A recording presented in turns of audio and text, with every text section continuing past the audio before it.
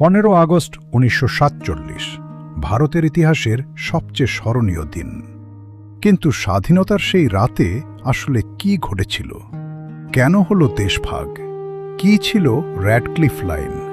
আর কিভাবে জন্ম নিল নতুন ভারত? আজ আমরা ফিরে যাব সেই ঐতিহাসিক রাতের প্রতিটি গুরুত্বপূর্ণ মুহূর্তে।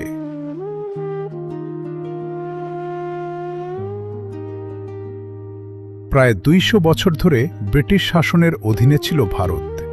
স্বাধীনতার জন্য অসংখ্য মানুষ জীবন উৎসর্গ করেছিলেন।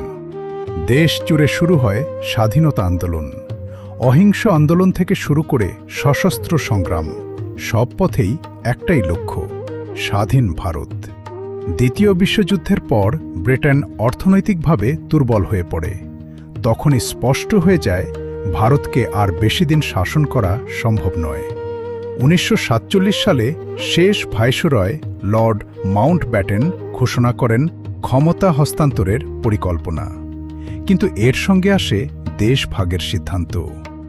ভারত ও পাকিস্তান দুটি স্বাধীন রাষ্ট্র গঠনের সিদ্ধান্ত লক্ষ লক্ষ মানুষের জীবনকে বদলে দেয়। দেশভাগের ফলে কোটি কোটি মানুষ নিজের ঘর ছেড়ে নতুন দেশে পাড়ি দেন। এটি মানব ইতিহাসের অন্যতম বৃহৎ গণ অভিবাসন। 14 আগস্ট রাত দিল্লির সংসদ ভবনে শুরু হয় ঐতিহাসিক অধিবেশন।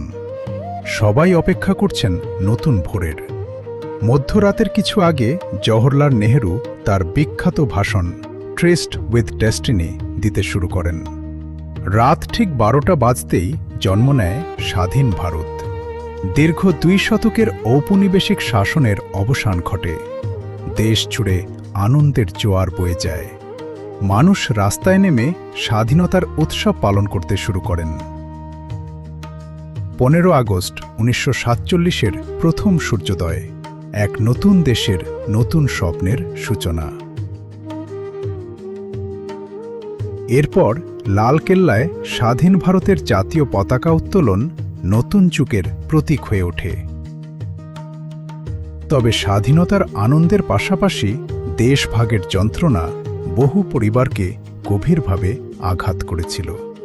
এই স্বাধীনতা শুধু কয়েকজন নেতার নয়, হাজারো পরিচিত ও অজানা স্বাধীনতা সংগ্রামীর আত্মত্যাগের ফল।